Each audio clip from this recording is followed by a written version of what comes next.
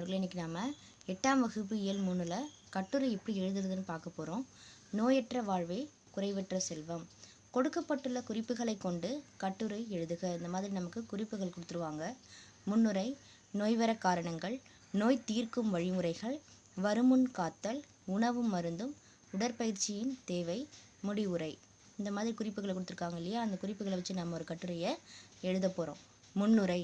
உடம்பார் அழியின் உயிரார் அழிவர் என்பார் திருமூலர். நீண்ட நாள் வாழ உடல் நலம் பேணல் வேண்டும். நம்ம நிறைய நாள் உயிரோடு இருக்கணும்னா நம்ம உடம்பை நாம் பாதுகாக்கணும்.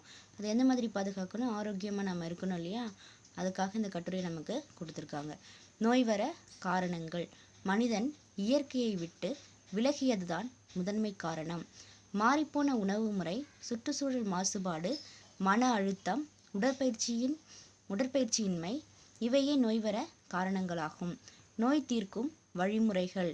நமது வாழ்க்கை முறையில் சில எளிய மாற்றங்களை கொண்டு வருவதன் மூலம் நோய்கள் வராமல் காக்கலாம். வருமுன் காத்தல்.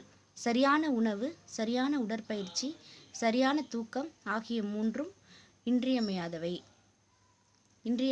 ஆகும். காய்கறிகள், கீரைகள், பழங்கள் உணவில் சேர்த்துக்கொள்ள வேண்டும். உணவும் மருந்தும். ஒருவர் உட்கொள்ளும் உணவில் புரதம், கொழுப்பு, மாவுச்சத்து என சரிவிகித உணவை உண்ண வேண்டும். உணவை நன்றாக மென்று விழுங்குதல் வேண்டும். உடற்பயிற்சியின் தேவை. காலையும் மாலையும் நடைப்பயிற்சி மேற்கொள்ளுதல் வேண்டும். மேலும் சில பயிற்சிகளை செய்தல் வேண்டும். இந்த மாதிரி உடற்பயிற்சி செய்தீங்கன்னா உங்களுக்கு நோய்கள்லாம் வராது. அதே மாதிரி சரியான உணவு முறையும் நல்ல தூக்கமும் இருக்கணும். முடிவுரை. சுவர் இருந்தால்தான் சித்திரம் வரைய முடியும். உடலை பேணுவோம், உயிரை காப்போம். நன்றி.